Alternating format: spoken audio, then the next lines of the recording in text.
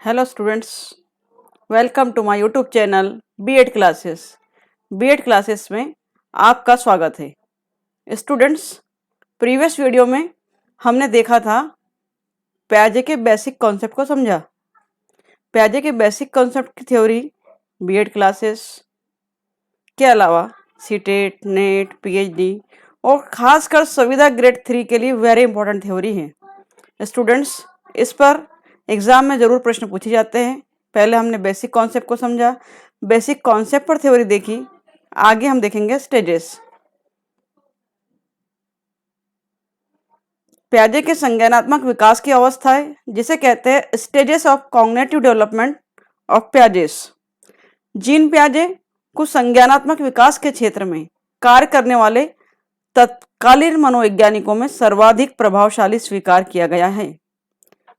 Cognitive development के अंतर्गत प्याजे का जन्म 9 अगस्त सन 1896 1896 को स्विट्जरलैंड में हुआ था और 22 वर्ष की अल्प आयु में ही, शॉर्ट एज में ही, उन्होंने जंतु विज्ञान जूलॉजी विषय में पीएचडी की उपाधि प्राप्त की। उन्होंने जंतु विज्ञान के क्षेत्र में अनेक लेख भी प्रकाशित किए। इसके बाद उन्होंने जीव विज्ञान तथा ज्ञान प्राप्ति की प्रक्रिया के बीच संबंध खोजने का प्रयास किया। स्टूडेंट्स, मनोविज्ञान के प्रशिक्षण के दौरान उन्होंने अल्फ्रेड बिने के निर्देशन में फ्रेंच स्कूल के बच्चों के बुद्धि परीक्षण का कार्य किया। किसके निर्देशन में? अल्फ्रेड बिने के निर्देशन में। एग्जाम में पूछा गया प्रश्न है कि किसके निर्देशन में उन्होंने फ्रेंच स्कूल के बच्चों के बुद्धि परीक्षण पर कार्य किया था। प्याजे बच्चों के द्वारा बौद्धिक प्रश्नों पर दिए जाने वाले गलत उत्तरों से अत्यधिक विचलित हुए। क्या हुआ कि जब फ्रेंच स्कूल में कुछ बच्चों को प्याजे पढ़ा रहे थे तो उन पर इंटेलिजेंस क्वेश्चंस, आईक्यू लेवल के क्वेश्चन किए गए, तो उनके जवाब उनको गलत मिले, जिससे वो बहुत विचलित हुए, बहुत परेशान हुए। और उन्होंने फिर अध्ययन किया कि विभिन्न आयु के बच्चों द्वारा अपने चारों ओर के बाह्य जगत का ज्ञान प्राप्त करने की प्रक्रिया का अध्ययन किया, जिसके लिए उन्होंने चुना स्वयं के बच्चों को। स्वयं के 3 बच्चों पर परीक्षण किया। हमने इस पर बात कर चुके हैं, बेसिक कॉन्सेप्ट में समझा है। आगे हम बात करते हैं कि विकासात्मक मनोविज्ञान, डेवलपमेंट साइकोलॉजी के क्षेत्र में 400 से अधिक पुस्तकें तथा लेखों का प्रकाशन किया। कितने? 400 से अधिक। संज्ञानात्मक विकास के क्षेत्र में अपना महत्वपूर्ण योगदान छोड़ते हुए जीन प्याजे 16 सितंबर सन 1980 को 16 सितंबर 1980 को परलोकवासी हो गए, इनकी डेथ हो गई। पूछा गया प्रश्न है ये भी कि परलोकवासी कब हो गए थे या उनकी डेट ऑफ बर्थ, उनकी मृत्यु कब हो गई थी। प्याजे ने कॉग्निटिव डेवलपमेंट की जो स्टेजेस दी, वो स्टेजेस 4 अवस्थाएं कहलाती है जो एक दूसरे पर आश्रित है। क्योंकि एज बढ़ने के साथ साथ विकास होता है, इसलिए एक दूसरे पर आधारित है। स्टूडेंट्स, इसको समझेंगे। इसलिए हम प्याजे के सिद्धांत को अवस्था का सिद्धांत भी कहते हैं, क्योंकि इन्होंने stage the step by step, इसलिए इसको स्टेजेस थ्योरी भी कहते हैं। स्टूडेंट्स, पहले स्टेज है संवेदी पेशी अवस्था अथवा इंद्रियजन्य गामक अवस्था, सेंसरी मोटर स्टेज, जन्म से 2 वर्ष। सेकंड स्टेज है पूर्व संक्रियात्मक अवस्था, पूर्व परिचालन अवस्था, प्री ऑपरेशनल स्टेज, 2 से 7 वर्ष। मूर्त संक्रियात्मक अवस्था, जिसे इंग्लिश में हम कॉन्क्रीट ऑपरेशनल स्टेज कहते हैं, 7 से 11 वर्ष। और फोर्थ स्टेज इन्होंने दी थी औपचारिक संक्रियात्मक अवस्था, फॉर्मल ऑपरेशनल स्टेज, 11 से 15 वर्ष, 11 to 15 ईयर्स। चारों स्टेज में बांटा था, इसलिए इसे अवस्था का सिद्धांत कहा गया। संवेदी पेशी अवस्था अथवा इंद्रिय जनित गामक अवस्था, इन अवस्थाओं पर भी प्रश्न पूछता है कि प्याजे की पहली अवस्था कितने से कितने वर्ष तक थी, दूसरी अवस्था का नाम क्या था, तीसरी अवस्था का नाम क्या था। स्टूडेंट्स, स्टेजेस पर हर एग्जाम में क्वेश्चन रखा ही है। सीटेट की बात करें, नेट की या संविदा ग्रेड 3 की, बहुत अच्छे से इसको समझेंगे। इस पर 4 प्रश्न पूछता है। वीडियो को अंत तक जरूर देखें, आपको इसी में कुछ ना कुछ क्वेश्चन आंसर मिलते जाएंगे। एग्जाम में कुछ महत्वपूर्ण जो प्रश्न रहे वो मिलते जाएंगे। और इसके अलावा अगले वीडियो में, नेक्स्ट वीडियो में आपके सामने क्वेश्चन आंसर सीरीज होगी स्टेज पर आधारित। प्रीवियस वीडियो में हमने देखा था बेसिक कॉन्सेप्ट पर आधारित हमारे पास क्वेश्चन आंसर श्रृंखला मिली थी हमें। अब हम स्टेजेस पर आधारित क्वेश्चन पेपर देखेंगे। पहली अवस्था की हम बात कर रहे हैं संवेदी पेशी अवस्था, इंद्रिय जनित गामक अवस्था, अर्थात बच्चा इसमें संवेदनाओं के माध्यम से सीखता है, इंद्रियों के माध्यम से सीखता है। अब अगर इंद्रियों की बात करें तो सेंसरी मोटर ऑर्गन्स हमारे कितने होते हैं? आँख, कान, नाक, जीभ, त्वचा, ये 5 इंद्रियां हमारी होती हैं, ये 5 हमारे सेंस ऑर्गन्स होते हैं जो बचपन में हमको किसी क्लास में पढ़ाया जाता है, छोटी क्लास में पढ़ाया जाता है। ठीक है, इसलिए इस अवस्था का नाम इंद्रिय जनित गामक अवस्था है, सेंसरी मोटर स्टेज है। स्टूडेंट्स, इंग्लिश में बहुत सारे नाम होते हैं परंतु इंग्लिश में एक ही नाम होता है, तो इंग्लिश का नाम जरूर आप याद रखिए, क्योंकि सभी अवस्थाओं के विभिन्न विभिन्न नाम दे सकता है जिसमें आप कंफ्यूज हो सकते हैं, परंतु इंग्लिश में आपको एक ही नाम मिलेगा, सेंसरी मोटर स्टेज। इसको हम इस तरह भी याद कर सकते हैं कि पहले सक्रिय का, पूर्व में मूर्त का ऑपरेशन किया गया। ठीक है, पहले संवेदी का तो संवेदी पेशी अवस्था हो गई, पूर्व में मूर्त का, और फिर एक ट्रिक के माध्यम से हम देख सकते हैं साप और माँ। आप याद रखेंगे साप और माँ, अगर ट्रिक के माध्यम से याद रखना है। स से हो गया संवेदी पेशी अवस्था, प से हो गया पूर्व संक्रियात्मक अवस्था साप, और माँ आ गया तो मूर्त संक्रियात्मक अवस्था, और आ गया तो औपचारिक संक्रियात्मक अवस्था। आप चारों अवस्थाओं को ध्यान से देखेंगे तो इस ट्रिक को काम कर सकते हैं, क्योंकि बार बार जब स्टेजेस पूछता है और एज पूछता है तो कंफ्यूज होते हैं, लेकिन एक साइड में आप ट्रिक में लिख लेते हैं अगर साप और माँ, तो आप ट्रिक को याद रख सकते हैं, चारों अवस्थाओं को उनकी एज के साथ याद रख सकते हैं, क्योंकि जो एज शुरू होती है जन्म से 2 वर्ष। पूर्व संक्रियात्मक अवस्था की बात कर रहे थे, पूर्व परिचालन अवस्था, प्री ऑपरेशनल स्टेज या भाषा कौशल विकास की प्रमुख अवस्था है। इसमें भाषा का विकास हो जाता है, जिसमें संदर्भ शब्दों की समझ पैदा होती है, बालक वस्तु तथा उसके संदर्भ को प्रकट करने वाले शब्दों में अंतर स्पष्ट करने लगता है, बालक को चिन्ह और प्रतीक में अंतर स्पष्ट हो जाता है, अधिक से अधिक सूचना एकत्रित करने लगता है, तार्किक गणितीय संप्रत्यय करने लगता है, लॉजिकल मैथमेटिकल ऑपरेशन करने लगता है ना। पूर्व में हमने देखा कि वो वस्तु स्थायित्व का गुण उसमें आ जाता है, किसमें, संवेदी गामक अवस्था में। इंद्रियों के माध्यम से अगर माता द्वारा आवाज दी जाती है तो पहचानने लगता है, अनुकरण करने लगता है, वस्तु स्थायित्व का गुण आ जाता है, ऑब्जेक्ट परमानेंस का गुण आ जाता है। संवेदी गामक अवस्था में वो छिपी हुई वस्तु को ढूंढ लेता है, वस्तु स्मृत कहते हैं जिसे, अर्थात अगर आपने तकिए के नीचे मोबाइल छुपा दिया है तो बच्चा उसको ढूंढ लेगा। ये संवेदी गामक अवस्था में कि उसके संवेदनाओं के आधार पर वो 5 ज्ञानेंद्रियों के माध्यम से इन चीजों को सीख लेता है। और जब पूर्व संक्रियात्मक अवस्था में आता है जो कि 2 से 11 वर्ष की है, 2 से 7 वर्ष की है, उस अवस्था में उसमें इंप्रूवमेंट होता है, तो लॉजिकल मैथमेटिकल थिंकिंग करने लगता है, तार्किक क्षमता करने लगता है, इनसाइट लर्निंग उसमें विकसित हो जाती है, डेवलप हो जाती है। इनसाइट लर्निंग के माध्यम से वो अपनी सूझबूझ के द्वारा प्रश्नों को हल करने लगता है, और सजीव और निर्जीव में अंतर नहीं कर पाता। किसमें, पूर्व संक्रियात्मक अवस्था में। पूछा गया प्रश्न है, इसे एनिमिज्म भी कहते हैं, जीववाद का सिद्धांत कहते हैं। देखिए उदाहरण के माध्यम से समझते हैं।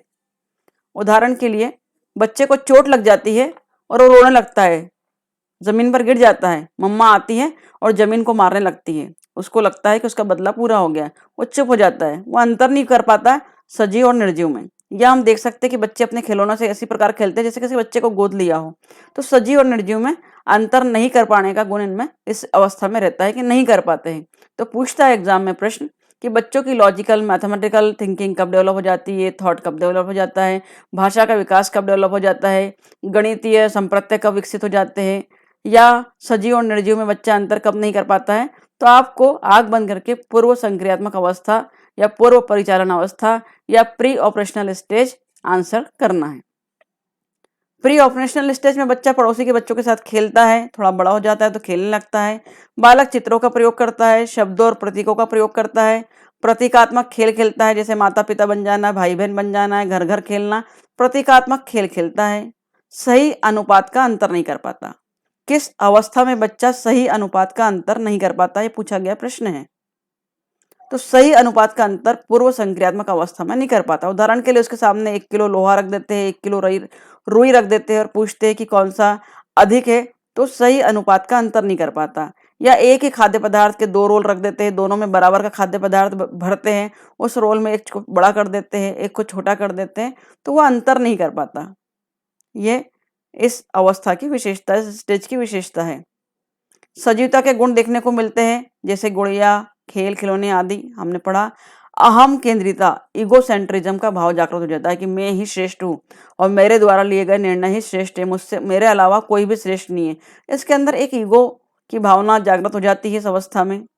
इस अवस्था में बालक चित्र तो बनाता है लेकिन सही चित्र नहीं बना पाता, आड़ी तिरछी लाइनें खींचता है, कुछ आड़ा टेढ़ा हो जाएगा, कुछ गलत हो जाएगा, परंतु सही चित्र नहीं बना पाता। इसे ही हम पूर्व संक्रियात्मक अवस्था कहते हैं।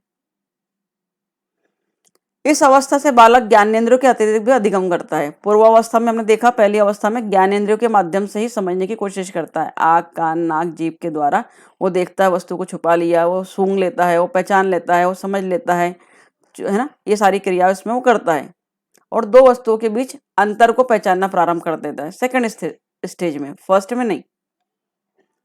फिर वह कोशिश करता है कि समाज के नियम, रहन सहन, संस्कृति, भाषा, नैतिकता संबंधी बातों को भी पहचानने लगे। इस अवस्था में आते आते जब 5-6 वर्ष तक के बालक की स्कूल एज शुरू हो जाती है तो वह मातृभाषा के साथ स्कूल की भाषा को भी सीखता है, भाषा सीख लेता है और भाषा के कारण ही उसका सामाजिकरण होता है। सामाजिक भाषा सीख लेता है, सामूहिक मोनोलॉग करता है, कलेक्टिव मोनोलॉग करने लगता है, प्रदर्शन करने लगता है, जिसमें कि भाषा का प्रयोग किए बिना ही एक दूसरे को प्रेरित करते हैं। धीरे धीरे उनमें उचित भाषा की क्षमता विकसित हो जाती है। मूर्त संक्रियात्मक अवस्था, कॉन्क्रीट ऑपरेशनल स्टेज में हम देखते हैं कि मूर्त संक्रियात्मक अवस्था 7 से 11 वर्ष होती है।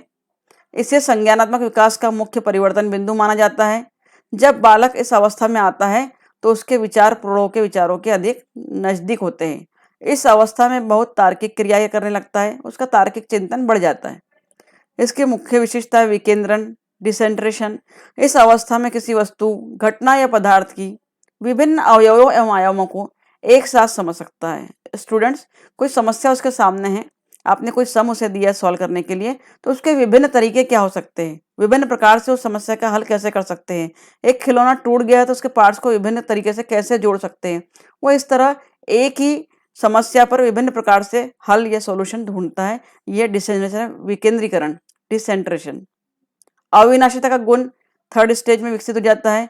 बालक समझने लगते हैं कि किसी वस्तु या पदार्थ के बाह्य रूप, रंग तथा आकार में परिवर्तन होने पर उसके मुख्य विशेषताओं में परिवर्तन नहीं होता। जैसे पानी का बर्फ या भाप के रूप में परिवर्तित होने पर उसकी विशेषता नहीं बदलती, उसे पानी की अवस्था में लाया जा सकता है।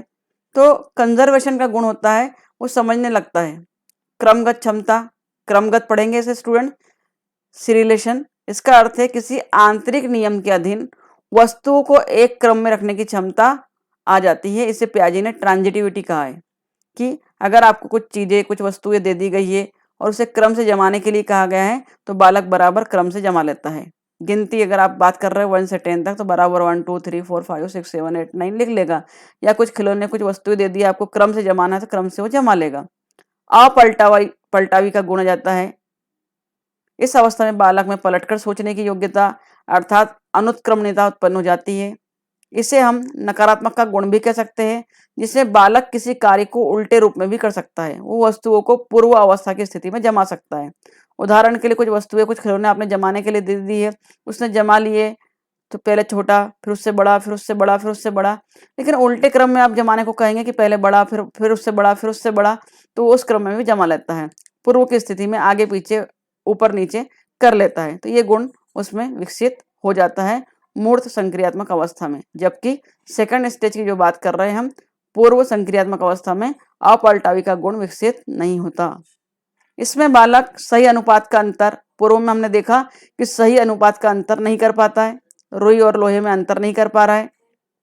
या बहुत सारे उसको हमने सिक्के दे दिए और 200 का नोट दे दिया तो बहुत सारे सिक्कों को उठाएगा क्योंकि सही अनुपात का अंतर नहीं कर पाता है। परंतु थर्ड स्टेज तक आते आते सही अनुपात का अंतर कर लेता है। वो जानता है कि खाद्य पदार्थ के 2 रोल है परंतु दोनों में ही बराबर खाद्य पदार्थ भरा गया है। वो जानता है कि बहुत सारे सिक्के और 200 रुपए में 200 का कीमत ज्यादा है और 200 ज्यादा है।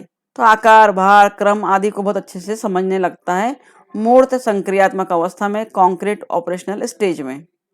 साइज की बात कर रहे हैं हम, वेट की बात कर रहे हैं, सीरियल की बात कर रहे हैं, डिफरेंसेस की बात कर रहे हैं, वो सारी चीजें वो समझने लगता है। दो वस्तुओं के बीच अंतर करना, दो वस्तु इसके सामने रख दी गई है तो बराबर उसमें अंतर कर लेता है। एक ग्रीन बॉल है, एक रेड बॉल है, तो वो अंतर कर लेगा कि दोनों बॉल है परंतु दोनों के कलर अलग अलग है। एक कुत्ता है, एक बिल्ली है, तो पहचान लेता है कि इसे कुत्ता कहते हैं, इसे घोड़ा कहते हैं, इसे बिल्ली कहते हैं। वो गणना करना सीख जाता है, मैथमेटिकल सम सॉल्व करने लगता है, कंपेयर करने लगता है, समानता असमानता बताना सीख जाता है। अगर कुछ वस्तु इसके सामने रखी है, कुछ व्यक्ति उसके सामने हैं, तो उनमें समानता क्या है कि दोनों व्यक्तियों की आइस एक जैसी है, दोनों व्यक्ति की वॉइस एक जैसी है, या दोनों व्यक्तियों की हाइट एक जैसी है। तो जो समानताएं उन लोगों में है वो समानताएं वो बता लेता है। औपचारिक संक्रियात्मक अवस्था, जिसे अमूर्त संक्रियात्मक अवस्था भी कहते हैं, फॉर्मल ऑपरेशनल स्टेज। अमूर्त का मतलब होता है जिन चीजों को हम देख नहीं सकते, एब्स्ट्रैक्ट थिंकिंग इसमें विकसित हो जाती है। पूछा गया प्रश्न एग्जाम में कि बालक में एब्स्ट्रैक्ट थिंकिंग या अमूर्त चिंतन कब विकसित हो जाता है, तो फोर्थ स्टेज है, लास्ट स्टेज। इसे विकास की ऊर्ध्वगामी प्रक्रिया की अवस्थाएं भी कहा जाता है, अर्थात इस अवस्था में समस्याओं के समाधान के लिए उच्च मानसिक स्तर की क्षमताएं विकसित हो जाती हैं। देखिए, इस स्टेज तक आते आते बालक ऐसा हो जाता है कि समस्याओं के समाधान के लिए उच्च स्तर की क्षमता विकसित हो जाती है। अगर उसके सामने कोई समस्या है तो वो बहुत हाई लेवल से उसका सॉल्यूशन ढूंढ लेता है और बहुत जल्दी। इस अवस्था में किशोर अपने चिंतन पर भी चिंतन कर सकता है। जब वो स्वयं सोचता है, स्वयं थिंकिंग करता है, तो वो सोचता है कि मेरा सोची गई बात, अपना स्वयं का विश्लेषण करता है। इसमें बालक काल्पनिक या शुद्ध परिकल्पनाएं बना सकता है। इंपॉर्टेंट चीज है स्टूडेंट्स, परिकल्पनाएं किस अवस्था में बालक बना सकता है, जिसे इंग्लिश में हाइपोथेसिस कहते हैं। जो शोध का पहला पॉइंट है, पहली श्रृंखला है हमारी, पहली प्रोसेस है। जब भी रिसर्च या अनुसंधान करता है बालक तो परिकल्पना बनाता है। देखिए, फॉर एग्जाम्पल के लिए कहीं से धुआं उठ रहा है तो आपको लगता है धुआं उठता, बहुत सारा धुआं उठते हुए आपको लगता है कि नहीं यार वहां कहीं आग लगी होगी। दूसरा विचार आपके मन में आता है, नहीं नहीं हो सकता है वहां यज्ञ या हवन हो रहा हो, वहां का पूजा की जा रही हो, इसलिए धुआं उठ रहा है। तीसरा आप सोच सकते हैं कि नहीं, ठंड के दिन है, शायद आग जलाई गई हो आग तापने के लिए, तो वहां धुआं उठ रहा है। ये परिकल्पनाएं थिंकिंग विकसित कर रहा है, इसे कहते हैं हम परिकल्पना। या एक और एग्जाम्पल हम दे सकते हैं कि नेट का पेपर में अधिकतर लोग सिलेक्ट नहीं हो पाते, 90% लोग फेल होते हैं, उसमें 10% रिजल्ट उसका आता है। तो हम कह सकते हैं कि नेट का पेपर बहुत डिफिकल्ट था। बच्चे फिर हाइपोथेसिस बनाते हैं, मटेरियल अच्छा अवेलेबल नहीं था, स्टडी मटेरियल अवेलेबल नहीं था, पेपर बहुत कठिन आया था, वगैरह वगैरह। तो ऐसे हाइपोथेसिस जब हम बनाने लगते हैं, परिकल्पनाएं करने लगते हैं, इस अवस्था में एब्स्ट्रैक्ट थिंकिंग को हमने देखा है कि अमूर्त चिंतन, अमूर्त अर्थात जिसे हम देख नहीं सकते, जैसे नैतिकता, प्रेम, अस्तित्व, ईमानदारी, ये चीजों को ना आप देख सकते हैं ना छू सकते, परंतु इन पर बच्चा डिबेट करने लगता है, सेमिनार देने लगता है, वाद विवाद करने लगता है, बातचीत करने लगता है। इस अवस्था तक आते आते बालक में स्व केंद्रीकरण की अवधारणा में एक आदर्शीकरण का पुट आ जाता है, जो कि ज्ञानात्मक विकास की प्रथम दो अवस्थाओं के स्व केंद्रीकरण से भिन्न है। हमने अहम केंद्रिता की बात पूर्व संक्रियात्मक अवस्था में, प्री ऑपरेशनल स्टेज में भी बात की थी। तो बच्चा अहमवादी हो जाता है, ईगोसेंट्रिक हो जाता है। यहाँ सेल्फ सेंटर्ड की बात कर रहे हैं, वहाँ ईगोसेंट्रिक हो जाता है, उसमें अहम आ जाता है कि बस मैं ही सही हूँ, मेरे अलावा कोई सही नहीं है। इसमें स्व केंद्रित हो जाता है। किशोर अवस्था की एज है ये, एडोलेसेंस एज है। एडोलेसेंस एज में स्व केंद्रित होना अर्थात अपनी आदर्शों को प्रस्तुत करने लगता है, अपनी कल्पनाओं को प्रस्तुत करने लगता है, अपने स्वप्न, अपने लक्ष्यों पर बात करने लगता है। तो स्व केंद्रित होता है, स्वयं पर ध्यान देता है, परंतु बुजुर्गों की बात, बड़ों की बात या ज्ञानियों की बात को भी वो स्वीकार करता है। इसमें समस्या का समाधान ढूंढ लेता है, निर्णय ले लेता है, कठिन सवालों के हल कर लेता है। तो इस प्रकार यह माना है प्याजे ने कि इस अवस्था तक आते आते बालक में ज्ञानात्मक विकास की क्षमताएं पूरी तरह विकसित हो जाती है। अधिकतम विकास इसी अवस्था में होता है। इस अवस्था के उपरांत उपलब्धि में तो विकास हो सकता है, किंतु ज्ञानात्मक क्षमताओं में इस अवस्था के बाद विकास नहीं होता, प्याजे महोदय ने समझाया है। स्टूडेंट्स, ये थी 4 अवस्थाएं प्याजे की, स्टेजेस। इन्हीं स्टेजेस पर आधारित अगले वीडियो में आपको क्वेश्चन आंसर मिलेंगे जो विभिन्न परीक्षाओं में पूछे गए हैं। अति महत्वपूर्ण संविदा ग्रेड 3 के लिए जरूर अगला वीडियो देखिएगा। और अगर कोई क्वेश्चन, कोई क्वेरी हो, समझ में नहीं आया हो, तो कमेंट बॉक्स में आप कमेंट कर सकते हैं। मैं आपकी हर समस्या पर जवाब देने का प्रयास करूंगी। वीडियो अगर अच्छा लगा हो तो प्लीज़ लाइक करें, कमेंट करें, सब्सक्राइब करें। Thank you.